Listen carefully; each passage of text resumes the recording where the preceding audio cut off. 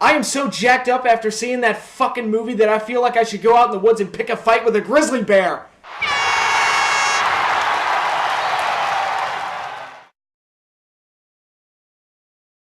So we go from the manliest man movie that ever manned to me talking about women. And this is something that has been stirring my brain since I saw the Olympics, and it got even pushed even further when I saw the Strikeforce show last Saturday. And I am going to tie this into wrestling, I promise. But, it really surprised me while watching the Olympics, and I had a blast watching the Olympics this time around. It was lots of fun, great stuff. Obviously, the U.S. did very well. Michael Phelps is, I guess, officially the greatest Olympian of all time, which is really cool. But I was really surprised at how much I really got sucked into the women's sports and watching our girls perform. I mean, they did really well. I mean, you had the 2-on-2 beach volleyball. It was an all-girls, all-USA finals. And, of course, my girls, Carrie Walsh and Misty May, ended up winning again, which was cool. I watched water polo for the first time, which at first I never really got sucked into it because I thought it looked stupid. But watching it, I'm like, wow, that sport actually looks very hard. I don't know how you play goalkeeper in a sport like that. That looks very difficult. And I got sucked into it, and our girls won the gold in that. Our girls won the gold in soccer. And I almost never watched soccer, but I got sucked into the World Cup last year, and I got sucked into the, our girls winning the gold medal this year. So, kudos to them. Oh, and by the way, Hope Solo, give me a call. But yeah, our women did very well. We also had that girl, what was her name? Kayla Harrison won the gold medal in judo. First time that a U.S. Olympian had ever won a gold medal in judo, male or female. So that was very cool. So I felt like the women really, the theme of the Olympics, at least from my point of view, was kind of a girl power thing. I was really digging it and really appreciating what they were accomplishing. They did fantastic, did very well, and I had a lot of fun watching them do so well. And then I tuned into the Strikeforce show last Saturday, and the Saturday before last, and and I'm not a regular MMA viewer. I'm not. Let me just say that right off the bat. I don't watch a whole lot of shows. I'll watch maybe 2 or 3 shows a year. And it's not that I have anything against MMA. It's just that I don't have the money to spend on pay-per-views, for one. I don't have Showtime, for 2. I actually saw it with a group of friends at somebody else's house. And I'm not as what's the word I'm looking for? I'm not interested enough in it to pay that much money for pay-per-views. And when it comes to sports, football is my passion anyway. I will never get as passionate about another sport as I will football. If I get divorced in the future, the lead reason will probably be because I put football before my wife. I'm just kidding. But, so MMA, not my favorite sport, but that's nothing against it. It's just because I live in a world where football exists. American football is the best, so... but I have enjoyed MMA the few times I have watched it. It is a lot of fun, and it can be very exciting. And watching the Strikeforce show, the things that really stood out to me were the Miesha Tate and Julie Kedzie fight, which wasn't even on the main show. And they had... And again, keep in mind, my experience with MMA is very limited. I only watch a handful of shows a year.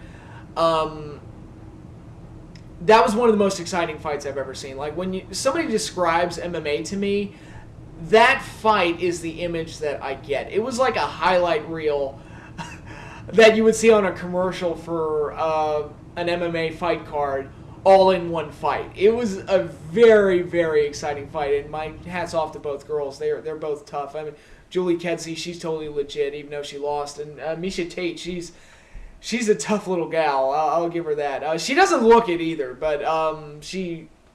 I watched her fight with Ronda Rousey, and she was the only one that, from what I've been told, she's the only one that even put up a sort of respectable fight against Ronda Rousey.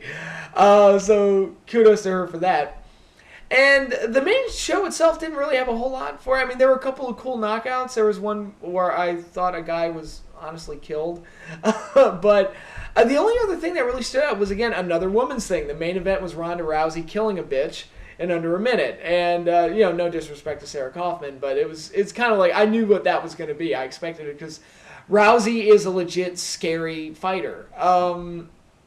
When I think, and I forgot to mention this in my SummerSlam review, but when Triple H said that thing to Brock, and I really just had to roll my eyes, I thought I was going to lose my pupils. I rolled my eyes so heavily when he said, "This ain't the UFC, this is the WWE." And I'm just like, really, dude? You really said that? Dude, if this were UFC, you'd be dead. Put him in the ring, and I started making jokes like, put him in the ring with George St. Pierre, he'd be dead. Put him in the ring in a shoot fight with Brock Lesnar, Lesnar would tear his head off. Put him in a shoot fight with Ronda Rousey, she could probably take Triple H. I don't know. Maybe that's a bit heavy of a boast, but she's just that, she's no slouch, okay? And all the hype that she gets and the fact that she's the biggest star in the Strikeforce promotion it's not a bunch of hype. She is completely legit, and I totally expected the fight to go down the way it did. And that wasn't because of hype. It was because I'd seen bits and pieces of Ronda Rousey. I saw her fight with Miesha Tate, and I'm like, she's a tough bitch. I'm like, she's a tough bitch. And, yeah. But, with all that going on in the Olympics and all that going on in Strikeforce right now, and the women in MMA really making headlines, Strikeforce is, secondary UFC basically, especially since now that, the same guys own both. They're number 2, B-level UFC. But, what's the thing that everybody's talking about over there? It's really the women. It's Ronda Rousey, and then you had that exciting fight take place. So they're the ones making the major headlines over there. It really kind of makes the whole notion for me, and I'm applying this to professional wrestling now, this whole notion that the fans have, and I think the promoters have, that women's wrestling is only a sideshow thing, and it's only a filler material type of thing. I think that's really becoming kind of antiquated when you look at what real women athletes are doing in other sports. And I know professional wrestling's a work, but that's not to say you can't create major female stars. I think you take Awesome Kong or Karma and you put her in the WWE marketing machine, she should have been a major draw. And a major attraction that should have captured so many people's attention that you could have gotten a lot out of. But, depending on which internet report you believe, and quite honestly, I always take what I read on the internet with a grain of salt, but for whatever reason, she didn't work out there. Her pregnancy, obviously also probably played a role in that as well. And but for whatever reason, she just didn't work out there. But if she had, under the WWE marketing machine, they would have had a legit star. And she's a woman. They had Trish Stratus, they've had Lita, and I remember and this is where I'm going to knock the fans a little bit. I remember when Lita and Trish Stratus main evented an episode of Raw in 2004. It was either the tail end of 2004 or the very beginning of 2005. They main evented an episode of Raw for the women's title. And they built it up for a while. It was actually a storyline that they had going.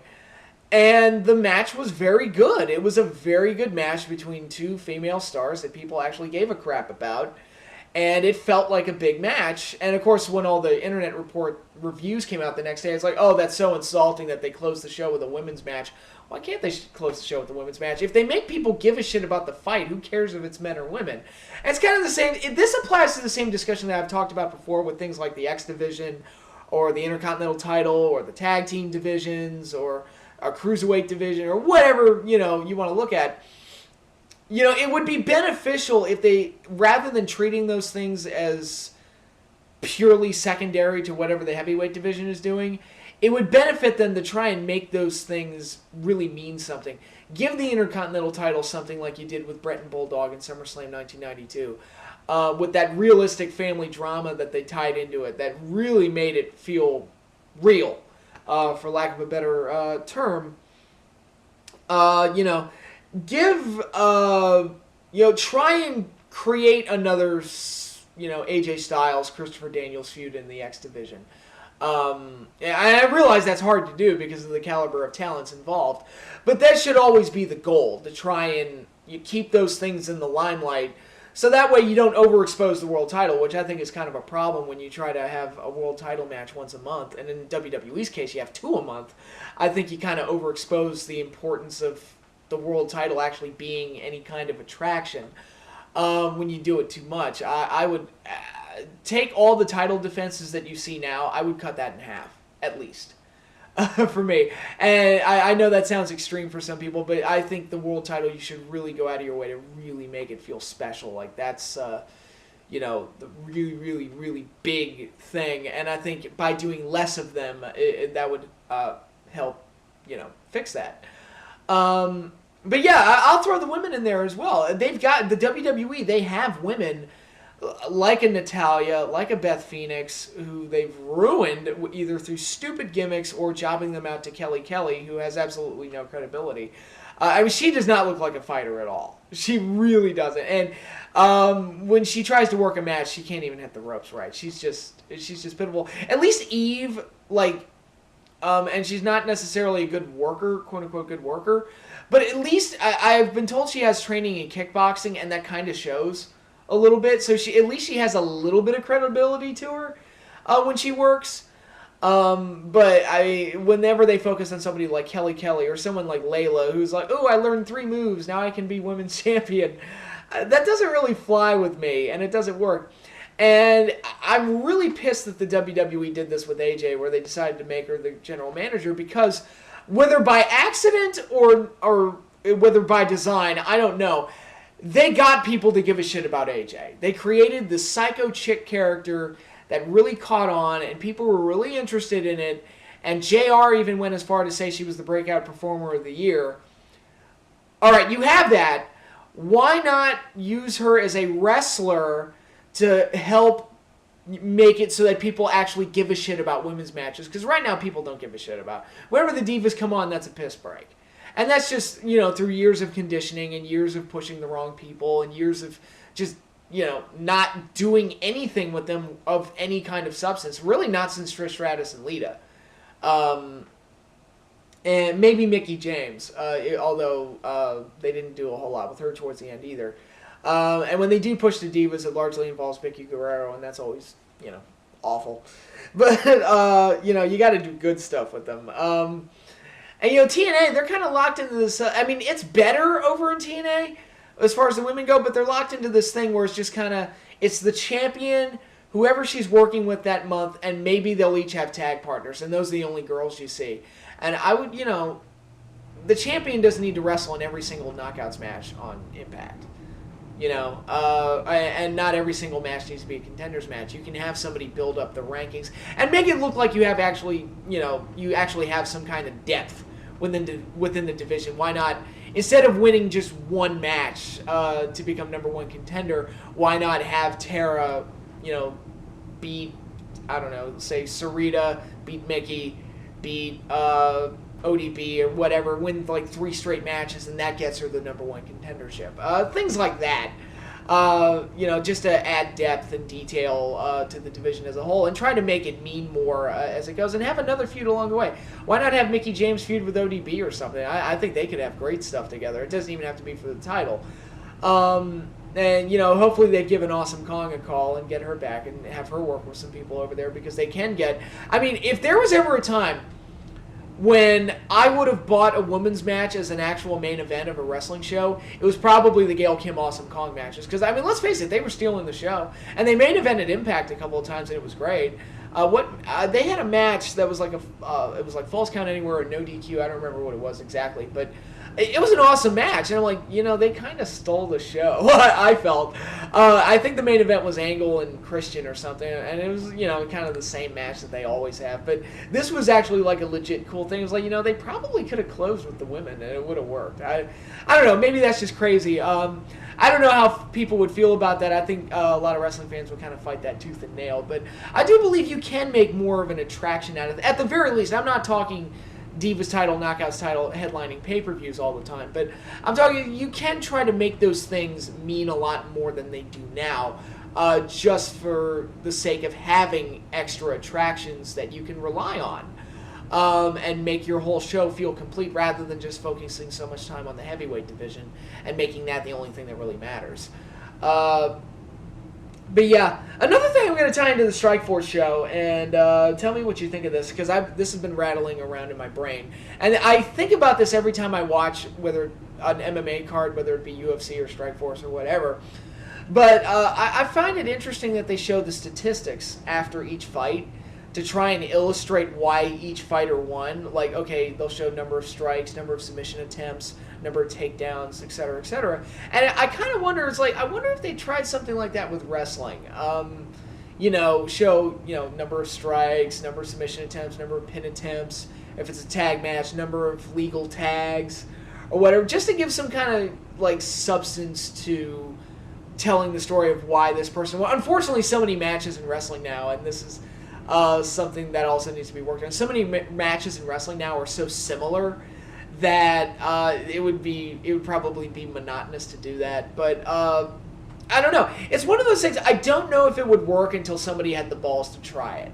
And I wouldn't want to be that guy. That's why I'm not a wrestling promoter. I always talk on my high horse about how smart I am and how it should be this way, and yet I'm not exactly taking out any loans to start a wrestling company, am I? So, I don't know. But this, food for thought, I guess. But, I just wanted to get that out there, start an interesting topic and move on from there. And I'll probably have another video out at the end of the week once, Raw is over with. Actually, this video might be posted after Raw, but I'm filming it before Raw, so keep that in mind.